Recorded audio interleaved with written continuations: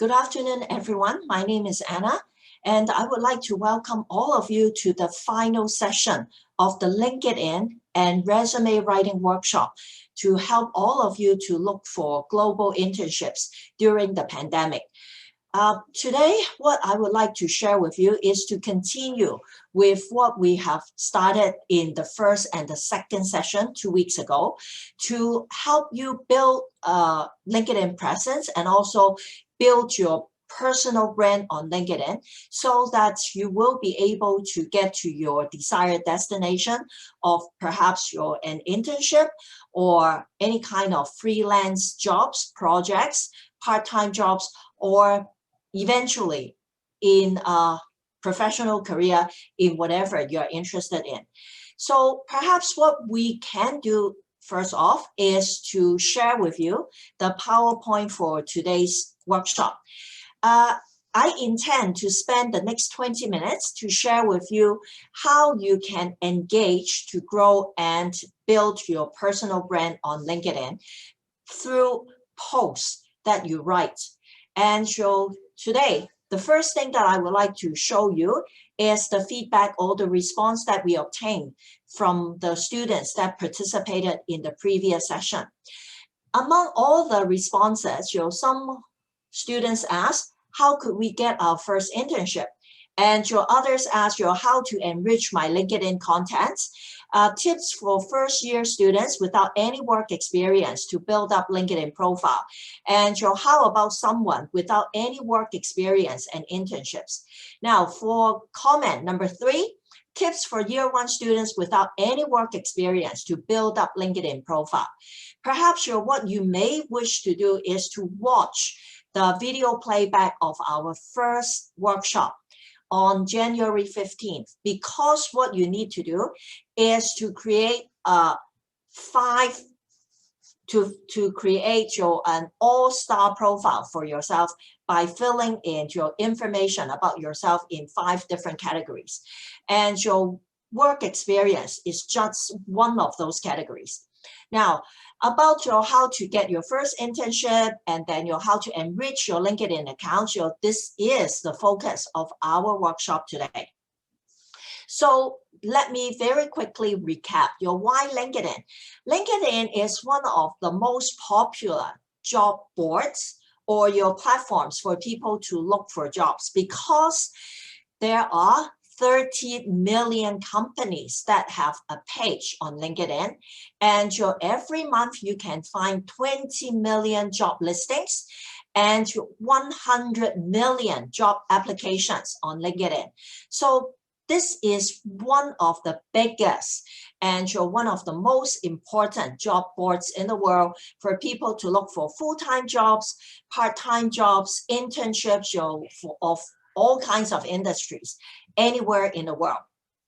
And in the first and second session that we held, for example, in the first session, I already demonstrated how you use the search function to look for jobs in your desired industries and also in your desired location.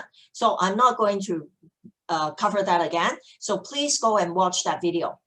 Now, when it comes to the second part of our LinkedIn workshop, the one that we had last Friday, I explained how to create an all-star LinkedIn profile and to connect to knowledge workers.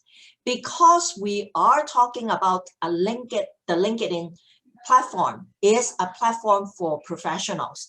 There are over 5 million certified accountants, IT professionals, and professionals of all kinds on the LinkedIn platform. And 50% of the LinkedIn account holders have at least a bachelor's degree or above, which is very different than other social media platforms, like Facebook, Instagram, Twitter. A lot of those people could be young people, could be retired people that have not received such high education.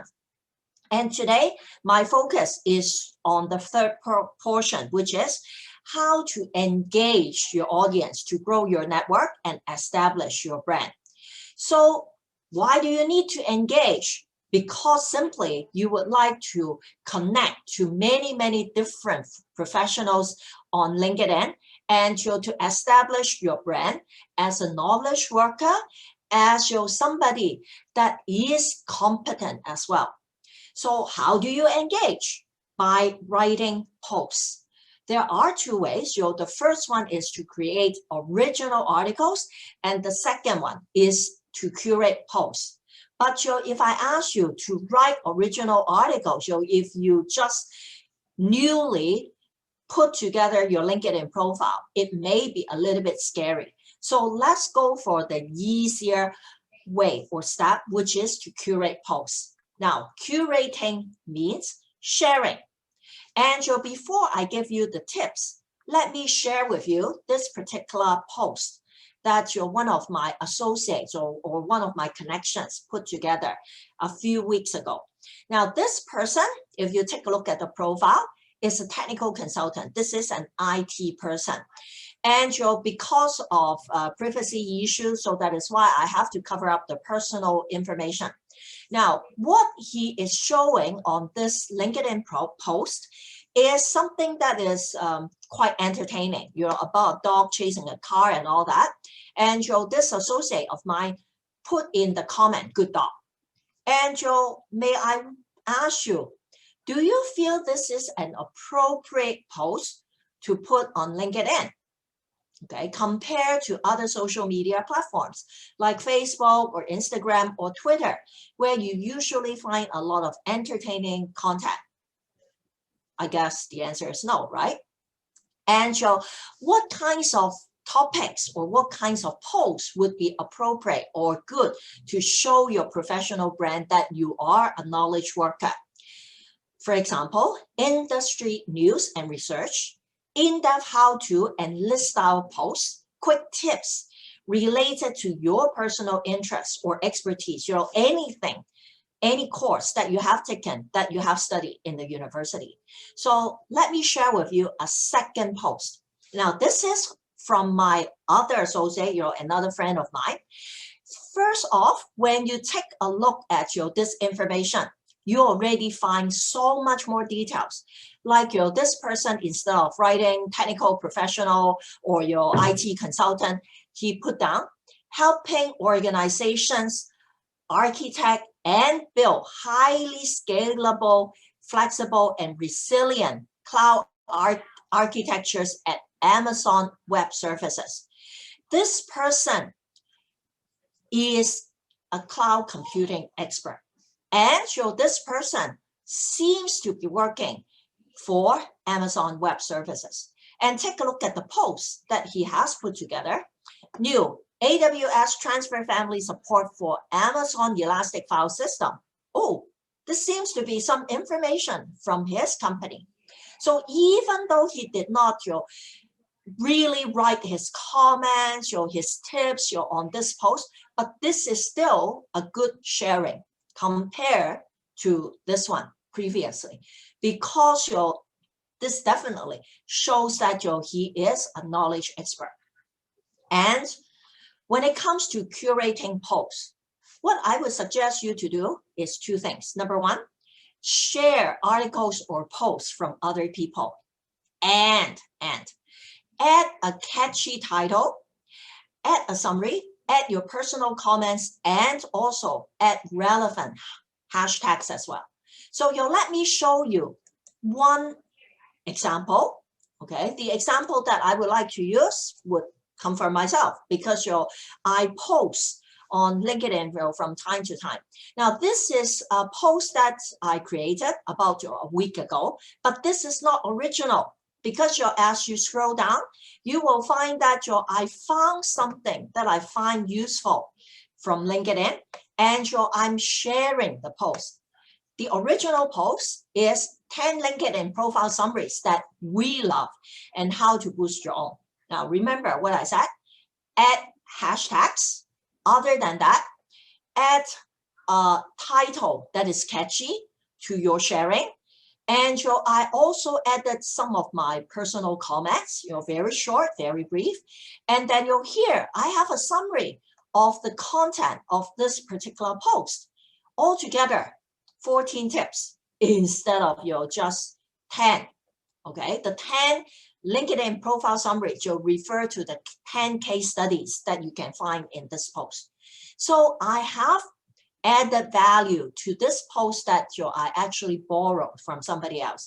And so this is how you can show other people that you are a knowledge expert in your field by sharing other people's posts, and you're also adding your own personal takeaway, your insights, your summary to help others. So other than curating posts in such a way, there are a number of constraints when it comes to curating posts, which is the first one. There is a limit, a word limit, but it's not by the number of words, it's by the number of characters. There is a limit of 1,300 characters that LinkedIn allows for every post that you curate. And if you are typing and then your article or your post is too long, LinkedIn will immediately tell you that, hey, your post is too long. We will not post it, forcing you to edit it and also to make it shorter.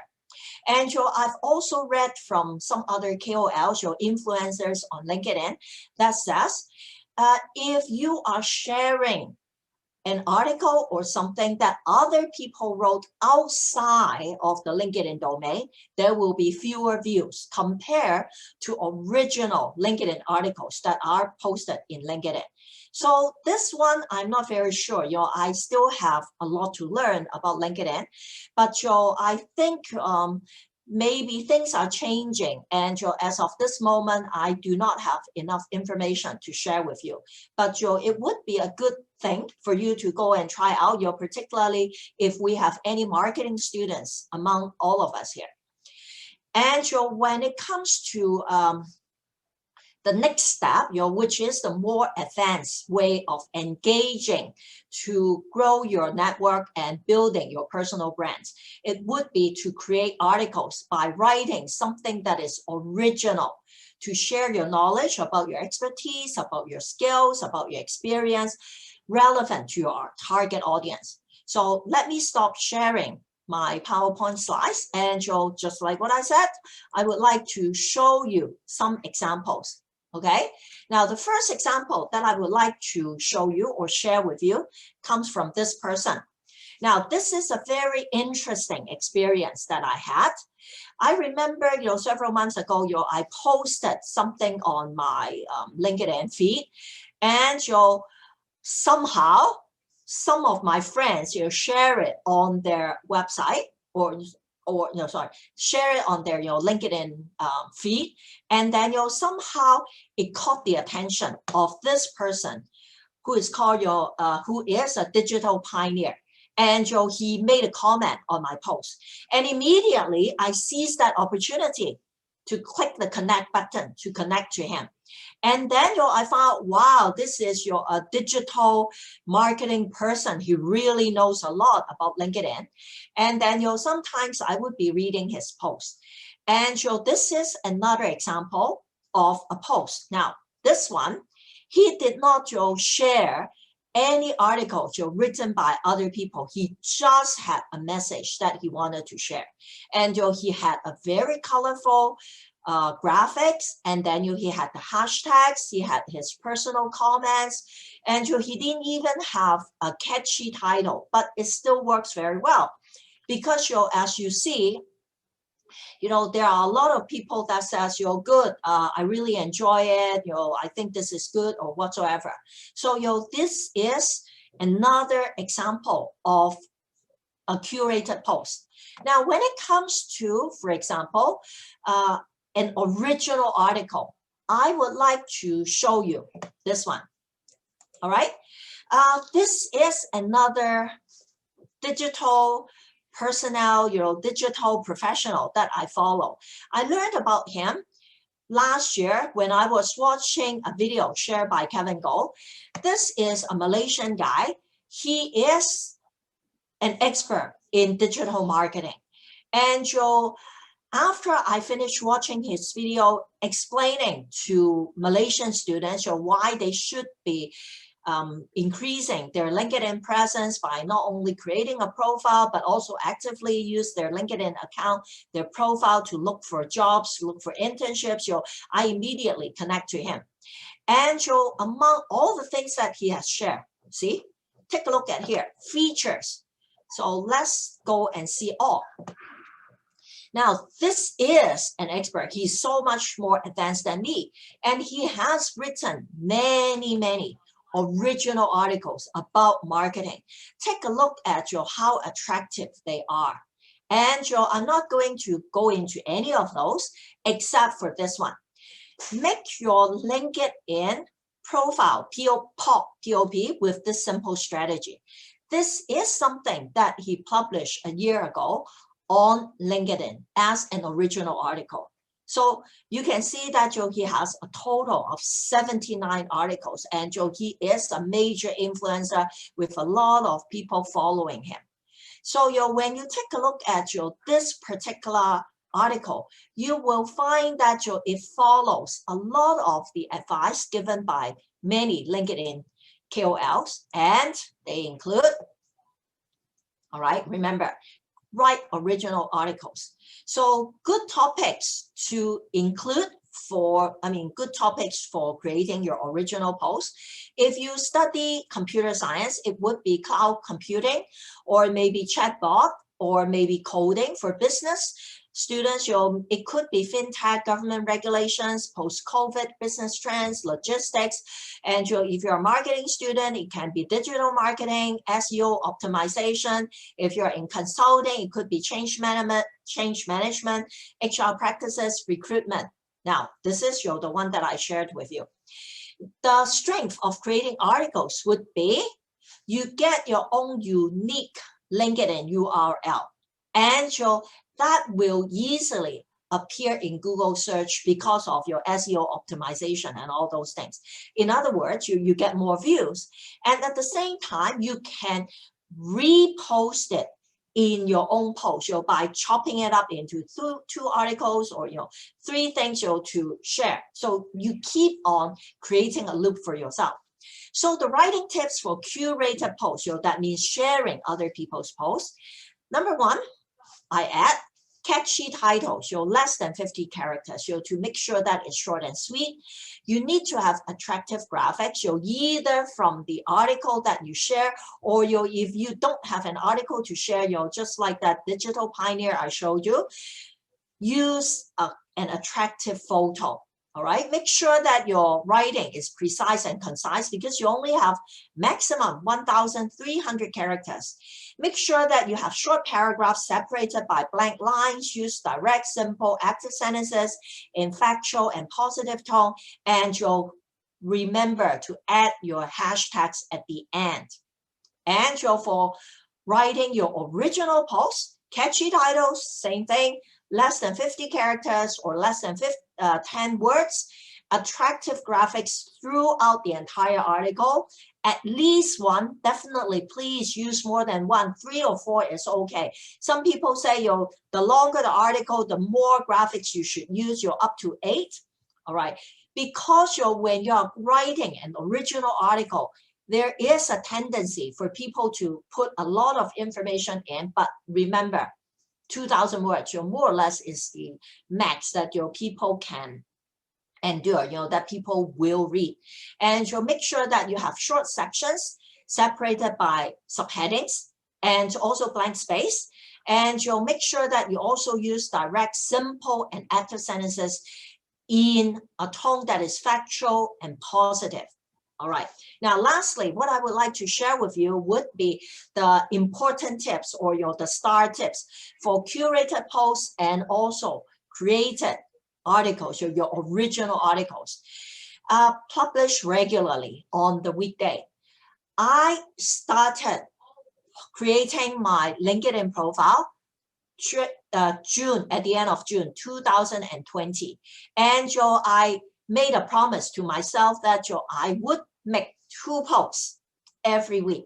And then after 4 or 5 months, just think about how many weeks and how many posts I have put together, at least 30 or 40. So I am getting more experience, not just in sharing information, but you're also writing posts. And please make sure that you edit, you proofread very carefully, and then you can also like your own posts and articles. A lot of people may feel, wow, why should I like my own posts and articles? Because if you start liking your own posts, your friends will be notified, and then they will be attracted to come and take a look at what you've got.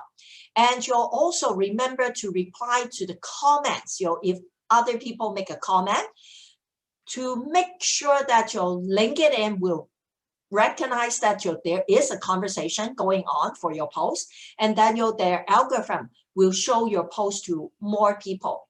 And another thing is if you're writing original articles, you can reshare your article and link it back to your own post so that you can maximize your reach and make sure that more people are reading it. And you can tag people in your comments so that those people will be notified. They will come and read what you've got. And last way is to collaborate with other people on writing articles so that his friends or his connections or her connections can see your post, and then your connection can see that collaborators post as well. So all these are different ways that can help you. Now, I would like to show you something, which is here. Okay, when you take a look at this,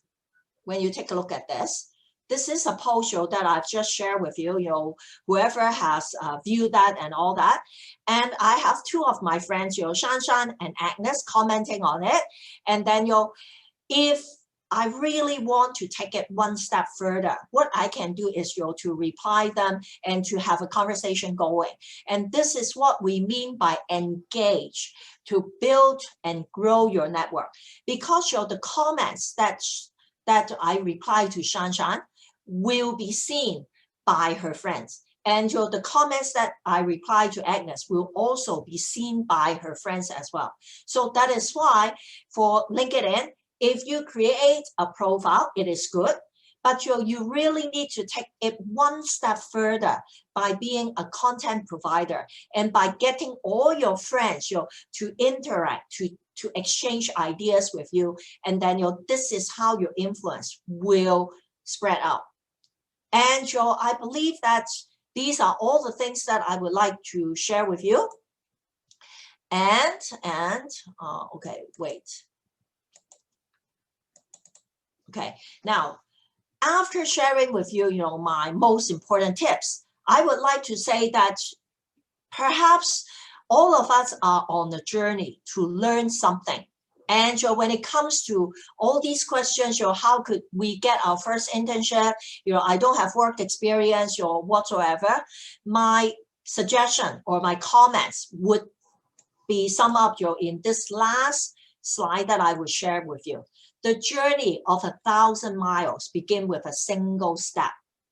I only started my LinkedIn account and profile 7 months ago. And I'm only a little bit ahead of you. And I don't know where the journey is going to take me. But I will say that if you don't start, you will never ever know what you're going to get. And if I did not start my LinkedIn journey, today I would not be sharing my experience, my tips with you as a teacher that knows a little bit, just a little bit more about using this to increase my presence and let people know more about me. In the future, when I switch career after I retire, then I will definitely be a more active LinkedIn user to look for jobs and openings. So thank you all for bearing with me. And I'm going to end my recording over here and connect to Kevin Go's section of the resume workshop.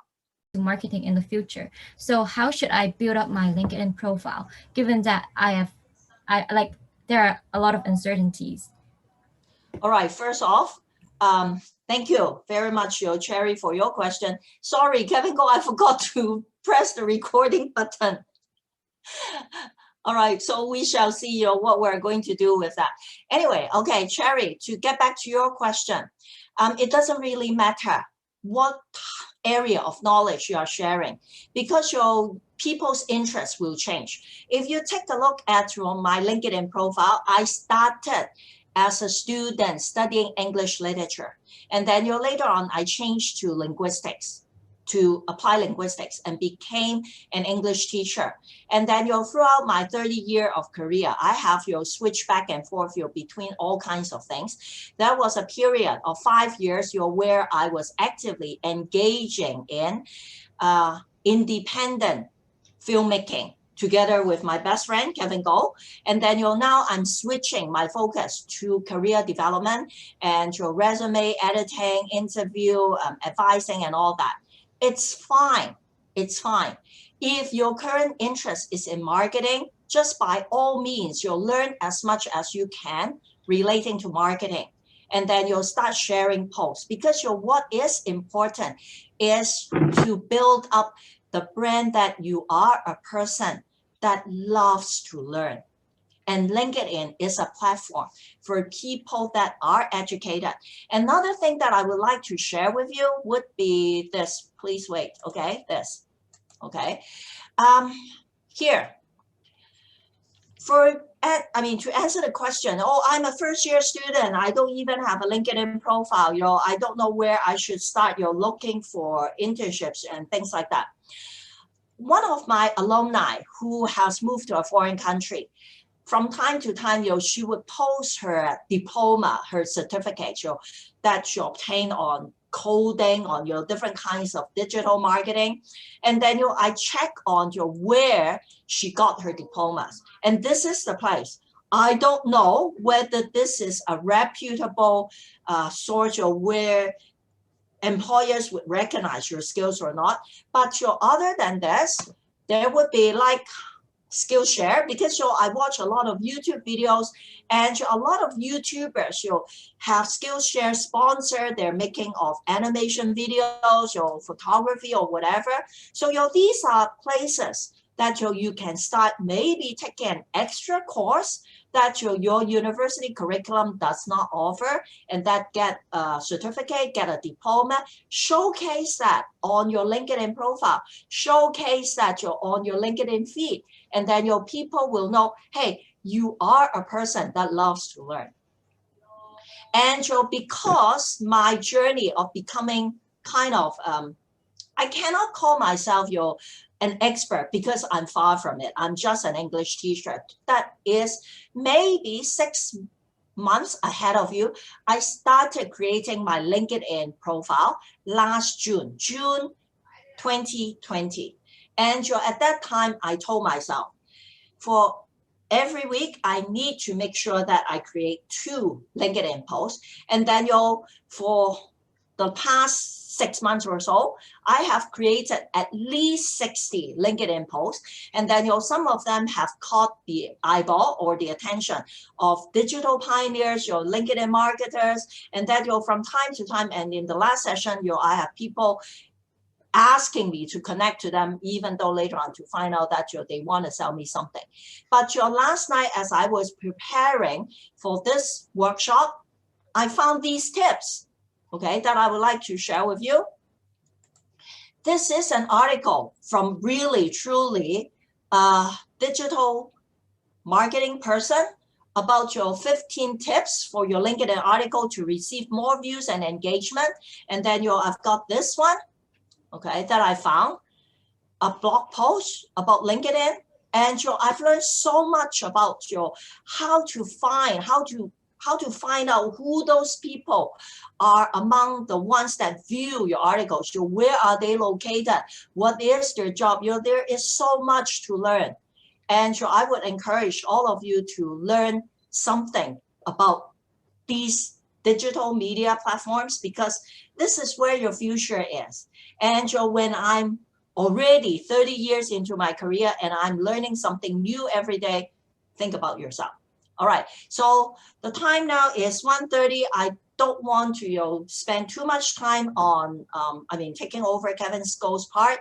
So I would like to turn the time over to Kevin Go and later on answer your questions. Okay, so Kevin, your turn. Hi, thank you so much basically to go through the LinkedIn account for us. So for those who didn't really join the LinkedIn account today, then therefore I might have to go through with some of you again in the class if I have the time, because I don't really know. Then for those who are basically Connie students as well, I'm sure Connie is around. Just let me know and I'll pass the PPT to you, Connie. All right, if your students need it. So today we'll be looking at cover letter, the last part where it comes to the whole thing altogether. The reason why we do resume, cover letter, and LinkedIn is because at the end of the day, if you want to go for a job, Hester,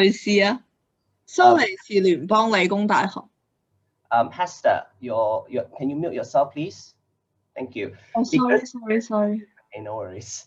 At the end of the day, because when you do your job search altogether, or when you want to find an internship altogether, a resume, a LinkedIn, and also at the same time, your cover letter is your entire package. So some of you basically ask like, how should my resume look like? Do I have a sample? Well, as I say, at the end of the day, you can always just Google whatever that it is. But at the end of the day, I'm just showing you a sample. A resume can be just something like this, where you have education on one side, you have awards on one side. What you want to do is your resume at the end of the day, I always say, is just summary, is your technical specification, where you then just showcase what you have. This is basically a resume that I've actually created for someone, all right? And at the end of the day, this is how a resume should look like if you want to go through it and at the same time as well. But of course, at the end of the day, there is no restriction when it comes to resume writing and when it comes to resume creation, because this is the thing. When you are doing your resume or your cover letter, there is a thing called brand identity, and everybody has his or her own brand.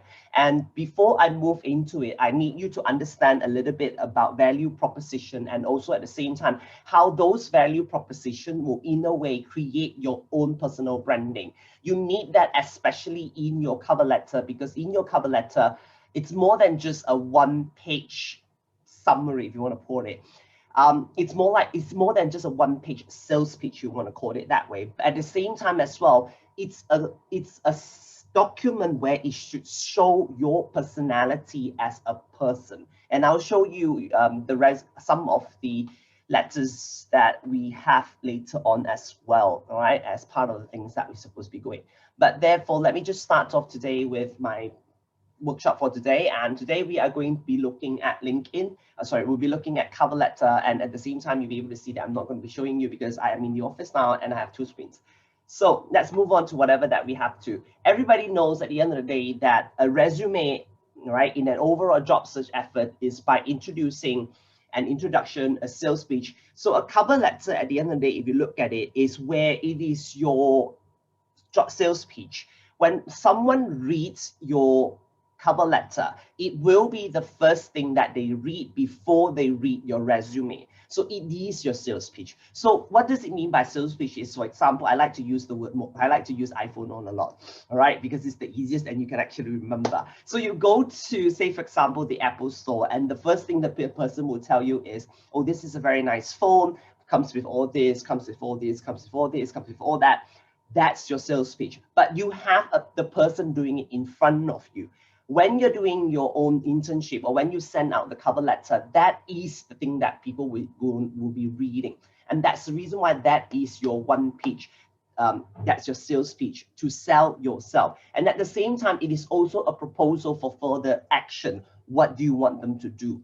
Then only then you will go through all the resume. They will go through everything. They will go through the technical specification, like reading the manuals of your mobile phone to then see, this is the function. Then you, for your space, you'll be like, this is your skill set. This is what you are good at. These are your values. So that is when they are looking at your resume. So you need both of them at the same time. So that's the reason why your cover letter is going to be as important as your resume and your LinkedIn. So a cover letter, to be brief, I'm just going to brief you through most of it. It's just a one-page document. is brief and to the point, a demonstration that the candidate is an organized person, regardless of whatever job that you are asking for. If you are to show to them that you have typo errors, you have grammatical mistakes, you have weird vocab popping in here and there, then no, you're not an organized person. Nobody will hire someone who is very confusing at the same time as well. So you've got to be really careful in that sense. And at the same time, it's an easy to read document with logical progressions, a demonstration that the candidate exceeds the needs and expectations of the target positions. So what you are trying to do here as well, when it comes to your sales speech, you have to then always in a way then show to people that you can go far and beyond as other people. I always tell you all at the end of the day in the class itself that, hey, you're not the only one asking for that internship. Hey, you're not the only one asking for that job. The whole Hong Kong is, regardless, university students or non-university students. And because of COVID, everybody basically just want to grab some jobs. And therefore, what you need is, at the end of the day, is you have to then show to people with your own personality, how you actually exceed the expectation of what they are asking for. Of course, then whatever that you're writing in your cover letter is basically following the needs of the employer. That's why it's always important to have the job ad and then to write the cover letter based on the job ad altogether. Now, one thing I always ask students to do when it comes to writing the cover letter is basically this particular question. What are your strongest selling points? All right, what are your strongest selling points? The reason why you want to ask this is because at the end of the day, before you start writing, you want to show to people that you have some strong points. Make sure that the strong points itself, they differ from other people, right? And that's it. iPhone will never be the same as Samsung Note, if you want to put it that way. That's because an iPhone comes with an algorithm that only the Apple itself will be able to have, where it will then seamlessly then sync with other Apple gadgets, which Samsung can't do. That is Apple's selling point. So therefore, you have to ask yourself this question: what are your strongest selling points? I'm not even asking for one, I'm asking for a few. You have to really then mention it in your cover letter. One question that you really have to ponder, and that basically is to bring it to your vice president messages, and that basically will be the first thing that you need to bring forward. If you say, oh, I'm really good at communication, everybody is good at communication, you're a business student, everybody can communicate, then what's so special about it? You really have to think clearly in this particular sense, right? Not something that everybody will be able to have. Why? There is a reason why I always ask you all to think about this. It's because you have to look at it this way. Your cover letter needs to, comprise of all these three things together. When it comes to the value proposition, you have to look at not only what the employers, what you can basically give, you also have to look at the buying motivator of the employer. All right, buying motivators basically means you have to fit whatever context that the advertisement or the employers want you to have. The basic question that you always need to ask is this: why should the employer hire you and not someone else?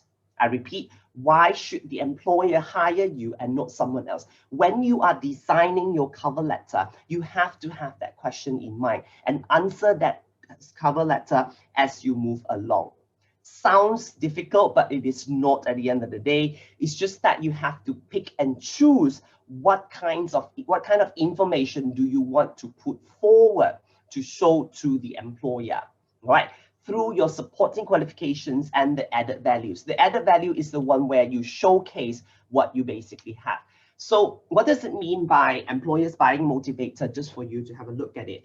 The buying motivator could be things like it is to help the employers to generate revenue, to save money, to solve a problem, or basically like at the end of the day, like to support the organization's mandate altogether at this. It is not something like, for example, oh, if you hire me, I can do all the office job for you. Then it will be like, even if I'm the recruiter, I'll be like, I'll be doing the T word and the F word will come out and everything will come out. And then at the end of the day, I'll be like, then why should I hire you? I can hire anybody who is a cheaper price. So what's so special about you? So that's the thing. It's also not a statement of to say that, oh, I need this job because I don't want this job. The question will be then, who are you? Right?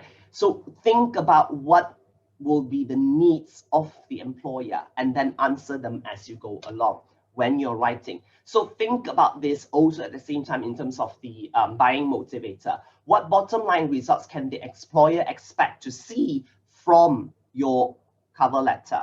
And how will the employer benefit from stealing the job from you? Right? And that is for sure. Supporting qualifications. Supporting qualifications basically will be your areas of expertise, your skills, your abilities, your level, your satire, and also your background. For example, your education, your experience, your credentials, your accomplishments. This is when you summarize and jam-pack whatever that you have, summarize a little bit of your resume into here, into this cover letter, because everybody will be able to do the same thing. So you need to summarize them a little bit, at least to show to them, hey, I got a marketing degree, right? Hey, I still have a degree, even though it is not in marketing, right?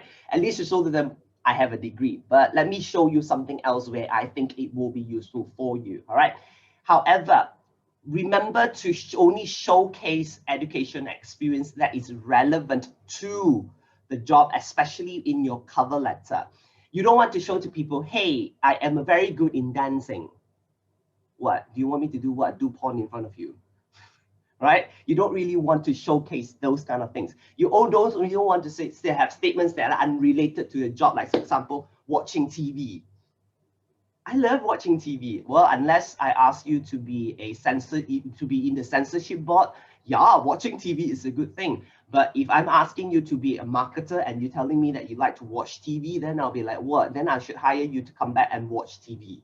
So you basically then have to think twice of what needs to be put down.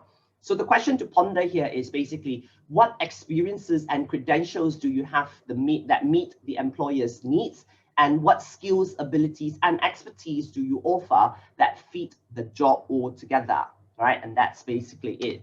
The last thing that you need to look at in terms of before you start writing is to look at the added value. Added value is something that the others may not offer. Like, for example, your style, your personality, your individuality, your dreams, all right? Your exclusivity, basically your unique offerings, your special strength altogether, all right?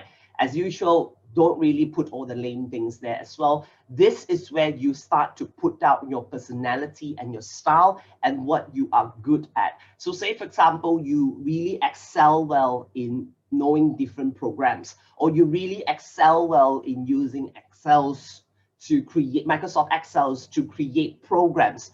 By all means, go ahead, but only if they need that. So you have to think clearly, what can I do to, in a way, beat other people in the game? And you really have to think about that, all right? These are all the things that you need to think about. So the question to ponder here is, what special talents can you bring the employer that other applicants may not have? And how can you bring more to the job than it is expected? So these are all the questions that you need to think about, and before you need to start to write your cover letter. Only when you have covered all the different angles altogether, then you start to write the cover letter. Do not write the cover letter without even knowing what you are good at. Because at the end of the day, you ask yourself this question: do I want the job? If I don't want the job, then yeah, randomly do it, right? If you want the job, then please do the best for yourself, right? When it comes to the thing altogether, when it comes to cover letter, everybody would know that it's a very simple thing altogether. You need the opening, you need the body, you need the closing, you need the addresses of other people. You can't run away from all those things at the end of the day. So addresses, you have to put in, you have the address of the other person. And if you have the name of the HR person, stop the other HR person, and at the same time write down that name down, because it's very important to have the name. At least it shows to people that you have done your job and you know who you are writing to, the HR personnel, right? Or the general manager of certain departments that you want to go through. It's a sign to show that you have done your research. So remember to do that in the addresses. I won't go through the addresses with you, because at the end of the day, there are different styles of writing the addresses. You can also use You can also use your own letterhead, which I'm going to show you later as well how it's supposed to be done. And you also have open format, you are going to have open punctuation, closed punctuation. It's entirely up to you. Just make sure that you follow one system. That's all. I am going to look at the opening, body, and closing in that particular sense. So the opening is the first paragraph altogether, where what you do in the opening is just to incite interest and draw in the reader altogether. What you normally want to do is, at the end of the day, is answer this question: why should we hire you instead of other candidates? This is also have to be answered in the opening. Sometimes you might want to put this down on your second paragraph. It's perfectly fine, right? What you can do is, what I always ask my student to do is have a thesis statement. And then most of them will be like, what is a thesis statement again? Remember a thesis statement in the essay at the end of the day to tell people what are you going to talk about in the next few paragraphs. Have that ready, following the paragraphs that you're going to do. Because if I have the thesis statement, at least then if I have that question, that sentence, at least then I will be able to look at your things and I will kind of like be able to follow you in progression. What I have mentioned in the beginning is that it is a one-piece document where the progression should be in order. It's arguable because at the end of the day, sometimes people don't like the thesis statement. Sometimes people will just like it, but it's entirely up to you. If you're a very strong writer, then go ahead. I am not Anna in that sense, and my writing is not really as good as Anna. I'm more into the spoken side than the writing side. So I do need thesis statements like this, you know, linkage like this to link my paragraphs better, right? It's just a style. So what can you write basically? You can write things like you promise a benefit, identify a need, and flatter the company if you want to, right? This is what you can basically do. What you truly want to do in the opening is just to tell them, I want to apply for this job. That is to identify a need, all right? That's it. And if you want to flatter the company, flatter the company. If you want to flatter the company, it's entirely up to you. It doesn't matter that way, all right? However, convince the readers that you understand their needs and you can deliver in your introduction. That's why the thesis statement basically is to show them that I have all these skills and these skills are going to be useful for you. Please read further, all right? It's a style of doing it. So the body basically is a very simple thing. That's when you showcase your added value. That's when you showcase your supporting documents. That's when you, in a way, then showcase a lot of things. You promote by outlining your education, your experience, your accomplishments, your skills, your abilities, your credentials that will meet the requirements of the position. Then you'll be like, so many things. How am I going to do that? Do you have a choice? No. What you can always do, and what I always ask my students to do is, at the end of the day, is this very simple phrase. Attached is my resume. To, in a way, subtly tell the recruiter, hey, I have my resume, and if you need more information, it's there. So that's what you need to do. Subtly in the body, you need to do that. To tell them, refer to the resume because I only have that one page to summarize everything for you. And at the same time, it's even worse because that one page has to come with all the specific examples, the STAR approach, the position, the employer, my added value. You'll be like, wow, so many things to write, then how am I going to showcase everything?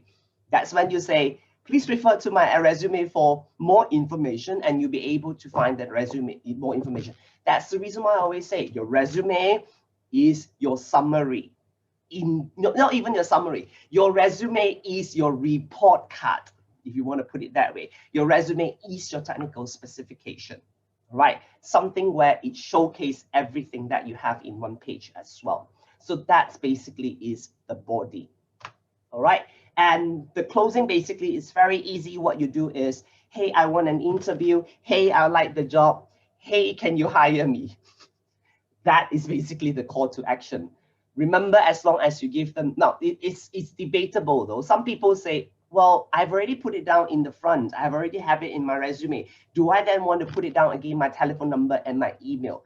To me, it's entirely up to you. My policy is, why make life difficult for other people? If I want to sell something, I might as well sell to them, this is my contact number, this is my contact number, this is my contact number, so that if they look at any other documents that they're going through, they have my contact number and they can always just contact me. I like to oversell things, right? So that's why in your closing, just put it down, right? Your telephone number and your resume. If you really want to find me, please contact me. Don't worry about it. Even though sometimes you say, but it's already in the cover, it's already in the headings. What's wrong with it, right? Show your intention to follow up in the near future, though. That's also a sentence that you have to write out. Instruct the reader about what future actions you anticipate and indicate when you will do the following up and when do you actually be a good time for you to do that, all right? So basically, that's the closing. I have a few more things to add, which is in a way that I've forgotten to, in a way, because I don't have time. This week has been a really crazy. I'm sorry about that. But one thing for sure, a lot of students then ask me, but sir, I always write, in a way, I want an internship, and then they give me a link, right? Or at the end of the day, they say, sir, they didn't ask for a cover letter. Then how? It's a very common question that I always get from students all the time. This is the thing. If they say, send me an email, that's when you can do two things. You either then copy and paste your cover letter as your email and send it over, or you do an attachment and then write something like things like attached in this email are my cover letters and my cover letter and resume, right? And I would like to apply for the position of, and that's it. Then send it to the HR department, and that's all you do. So this is as simple as it gets, right? But if they say, I do not need a cover letter from you, then what you normally do is send them an email that's your cover letter. But of course, take out all the addresses and stuff like that. Don't even put that before you ought to really put it there and then, all right, roll my eyes, all right? So that's for sure, okay? So remember to do that. If, say, for example, they say, but sir, say, for example, most of the time I'm asking for internship and realize that they don't even need anything. They just want me to attach my resume. Then how? Then make sure that you combine your resume. Let me just show you back. Let me just go back to, okay. Then what you can do is, oh, it's here. Okay. Never mind. What you can do is, at the end of the day, do something like this. Ta-da, your resume, and ta-da, your cover letter. But most of the time, you really want to do this, then make sure that your cover letter is on the top. Right? Only then it follows by your resume. Attach everything as one document so that they'll be able to read everything. Be smart at the end of the day. So this is a very typical American style of writing, and this is what we call by letterheads. You can create your own letterhead as long as it is beautiful. Now, for your brand identity is something that I have to mention as well. Brand identity means at the end of the day, your resume and your cover letter should look exactly like they are similar. It's like they are one seamless document. Make sure that if you use Times New Romans here, you use Times New Roman here. If you use Garamount here, make sure that you use Garamount here. Don't use Times New Roman here, Garamount here. It looks very ugly. If this is 10.5, make sure this is 11, right? So that it looks pretty much the same and they are very close to one another. It's not that, is it because you want them to scan through ATS? No, it's because it's your brand identity to show to them that you are an organized person. That's your brand and that's the brand that you want to sell. So if you ever do want, in a way, to read this, all right, then just contact me, Anna or Connie, and we will send this over as a sample for you and at the same time for you to basically have a look at it. All right, and that's for sure. These are also some of the documents that Anna has created for her students. So basically you can write something like this. But the thing is, at the end of the day, I have to say one thing. When it comes to cover letter, please do not go more than 2 pages. Please, all right, do not go more than 2 pages. So what you can do is play with the margins, make it smaller, make the word slightly smaller, but 0.5 smaller, go through with the margin itself, play around with the margin, create a letterhead for all I care, make sure that it is something relevant to you. So this is basically something that Anna has created for one of your students, if I'm not mistaken, or your client. No, that actually is for an exam. Okay, this one is for the exam altogether, all right, and that's for sure, okay? Either way, That's what you need to do. All right. So cover letter, Google it. It will also come out. So don't worry.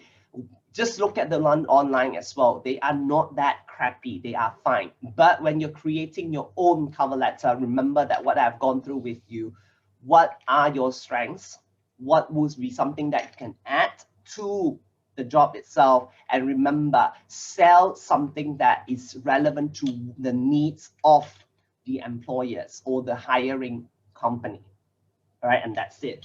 I would like to end today's thing with a very, very short thing, which I'm just going to show it like this. So remember, a resume is your technical specification. Your LinkedIn is your showcase. Your cover letter is your personality. You need all these three in order for you to secure your job. You can't have one without the other, right? You need your LinkedIn to network, but you need your LinkedIn in that sense to showcase to people, or in a way when they stalk you, they know who you are. So the more you create your post, the better it is going to be as well. It means that you are a very active person when it comes to the industry that you want to go into. But some of you might then say, but my LinkedIn basically have different industries. Yeah. One of the students basically stalked me the other day, and I was doing a self-introduction. And yeah, if you look at my LinkedIn, I have the weirdest one ever. I am a founder of this company. I'm a founder of a video production group. I'm also at the same time, a KOL in some of the other Instagram posts that I'm actually doing. At the same time, I have a YouTube channel. I'm also an actor. I'm also a lecturer. So sue me.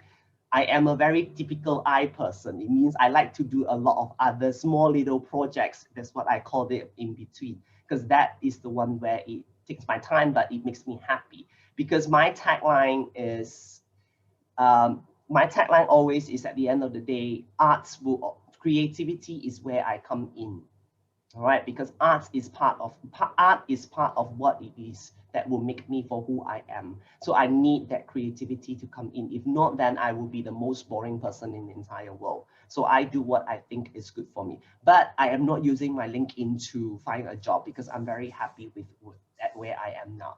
All right, so great. Being a Toastmaster, I have used up 2 minutes. I have used up all the time that I have. I'm only left with only 3 minutes to answer your question. Any questions that you like to ask me? Anyone that is from UST and that's not my student that would like to ask me any questions regarding cover letter? Anyone? Hi, I'm Kota. Hi, I just Kota. like to clarify. So is a cover letter sort of like a personal statement that we used for university? Sorry, can you say that again? Is a cover letter sort of like the personal statement we made for university admissions? It's different though. A personal statement is a different thing altogether, because a personal statement for the university is to show to them at the end of the day why you want to take this master's course. And one of the questions that you need to answer as well is, how will you give back to the community once you're done with the university? That's also a valid question that you have to answer when you're doing your personal statement. It's a different thing altogether, because that one is university admission. I am sure HKUST Center will be able, the career center will be able to help you out. And of course, you can also look for your, okay, I'm not going to say this before Anna kills me. I'm sure you can actually go to your CLE lecturers and then ask them for help if you really want to. But I'm sure the center will be able to help you out. It's a completely different document. Okay, thank you so much. We can talk about it a little bit later. Okay. Yes, and you can always ask Anna for help as well, yeah, Kota? Okay, thank you so much. Any other questions? All right. Thank you. Okay, first off, I would like to ask all of you that you have attended your workshop to give us some feedback. Can you please scan this QR code, and then you'll share with us whether there's any question or anything that you'd like us to cover. And this is a very simple, short feedback. You're asking you what you think of all the things that we cover. And other than that, there is something that I would like to show you, because just like what Kevin Go says, your LinkedIn profile should be one that invites people to stalk on you. Okay, now remember, I said your LinkedIn profile should be a place where you invite stalkers to stalk on you, because there is something that I've learned which is very interesting, and I would like to show you. Here, this one. Okay, I hope you still remember, I always use my own LinkedIn profile for demonstration. This is the latest post that I have put together. And when you take a look at here, you can find 210 views, correct? Now, click on this. Click on this. It will lead you to something very interesting. Here, among the 210 people that have read this post, 2 came from CUHK, 2 came from PolyU, 1 Montessori School of Shanghai, that's from my best friend. And then your reactor school, I don't know who that person is. And then your 8 people have the title of founder, corporate trainers, school teachers, HR specialists, executive directors. And then your people from LA, from Washington, DC, from Jakarta, from California. And these are all the people that have stalked or that have read my post. So it tells you how wide your network can be. It's not only limited to my own students in Hong Kong, but you're limited to your different kinds of places, to different people. So that is why your LinkedIn profile is your showcase. You're showcasing who you are, showcasing your knowledge, showcasing your skills. And that is why people would encourage you to constantly post your ideas, your knowledge on LinkedIn, because you want to connect to the rest of the world. And I guess there is one more thing that I would like to share with you, my take on resume and also on cover letter. Because so many students ask for, can you show me some resume templates or whatsoever? I just type in the word resume templates, and then I search for images. Take a look. These are all the different resume templates that you can find on Google. Choose one that you like. Choose one that you like, but make sure that it's ATS ready or ATS friendly. And when students ask both Kevin Go and I, can you show me some samples? Can you show me some samples? We usually will say no, because number one, the students that have trusted us with help with their resumes or cover letters, definitely don't want us to show their resumes to you or your other students. So that is why we don't want to show you that. However, last year, both Kevin Go and I took exams and got ourselves professional qualifications as resume editors, as resume writers, and both of us took exams. And so that is why I can show you my exam work. All right, my exam work. Here, first one. All right, now this is something that I've put together to submit to my institute to get that qualifications.